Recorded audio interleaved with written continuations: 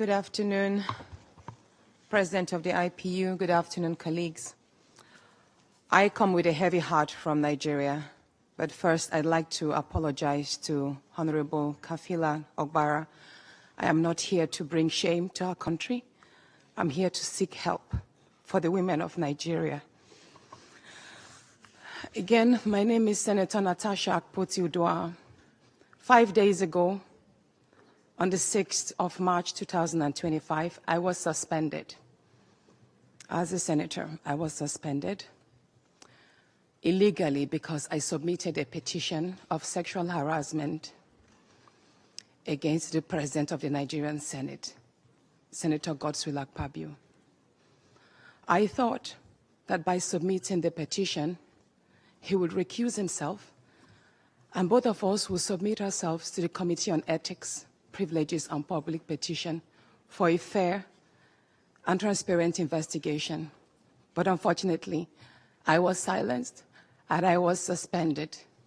I was suspended for 6 months, amongst many other stringent conditions, such as taking away my security, taking away all the officials, vehicles, and other items that were handed over to me as a senator. My salaries will be cut off. I must not appear anywhere near the National Assembly. And for 6 months, I'm not to introduce myself or present myself as a senator locally in Nigeria or internationally. That means I'm here illegally. But I had no other place to go but to come here and speak to you women. Because this is a bigger picture.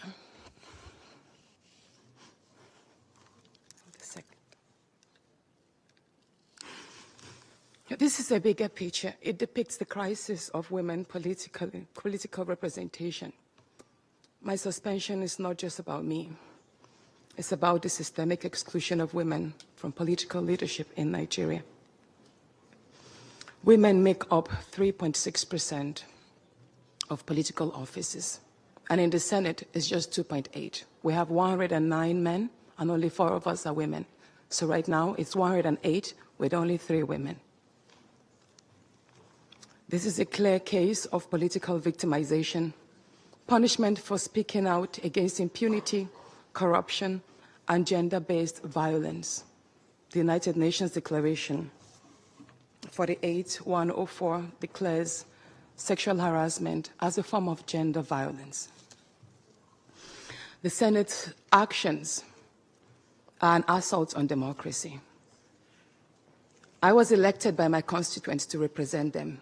Yet a few powerful men have unilaterally decided to silence their voices by suspending me for 6 months. My call for an open and transparent investigation into harassment allegations have been met with hostility instead of accountability. If a female senator can be treated this way in the full view of the world, imagine what ordinary Nigerian women will go through every day in workplaces, in universities, and other aspects of our society. A culture of harassment and silencing must end. And this is not just a Nigerian issue. It's a global one. Women in politics, media, and businesses face threats, intimidation, and violence for simply demanding fairness. From sex for grades scandals in universities to harassment in workplaces and political spaces, Nigerian women have constantly been forced into silence.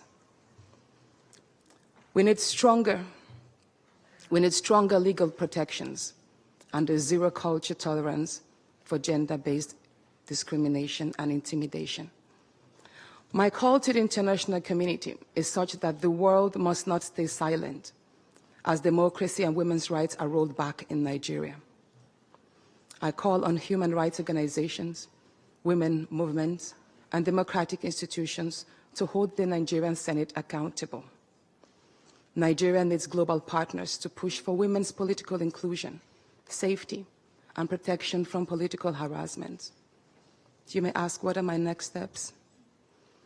I will resist the political intimidation. In the past few days, a number of my colleagues, my male colleagues, have reached out to me and said, Natasha, all you need to do is apologize and retract your statements. And I told them I am not going to apologize. I will not apologize for my truth.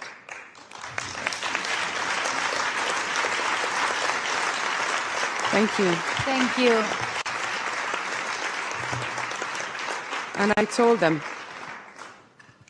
that I will stand the 6-month suspension, and the very first day I return, I will represent my petition on sexual harassment. And I will continue doing so until there is a fair and transparent investigation.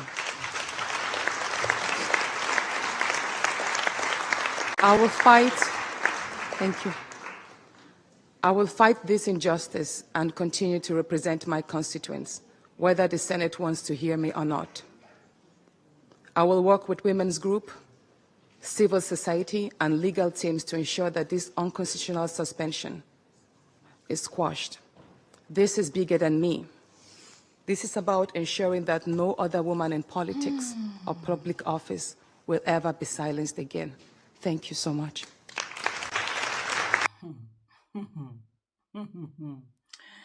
Hey, this is what my people call ukeleme umieme.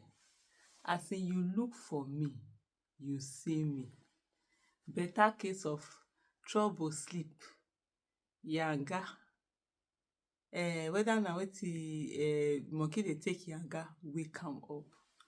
Okay, oh. Natasha has taken her case to Inter-Parliamentary Union. She Akpabio wants to go global. They've shown him ways for him to go global.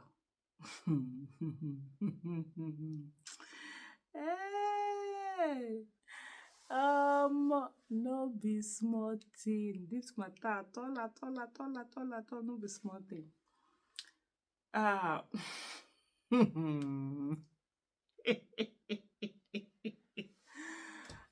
Very cool. I'm just thinking about the fact that this is Senator Natasha Akpabio is the one that what's his name? Yahaya Bello for years was fighting her. She stood strong, gidigba. He had to be the one to concede defeat. He's the one that Akpabio came from nowhere he wants. And that other ethics one, the one they disbarred in United States for fraud. Senator Imaswen, Neda be Imaswen. Very cool. Well, they will get what they want. And I love the fact that the matter is still on. People are talking about the matter. There are protests going on. Let the news be carried nationally, internationally, everywhere. Let this injustice not be allowed, to stay on. At all. This is how they start little by little. Everybody that speaks out for themselves, fighting for themselves, or speaking out for the right thing to be done, fighting for the common people, everyone, all the time. The National Assembly will gang up against the person. But the people that are bringing disrepute to the National Assembly, that are found to be involved in one crime or the other, accused of one crime or the other, nothing ever happens to them. This Neda Imaswe now, he will not get suspension from them. But it is other people that will be suspended. Anyway, and I love Senator Natasha's, calling. She said she will present that thing again and again and again until they are forced to do the right thing.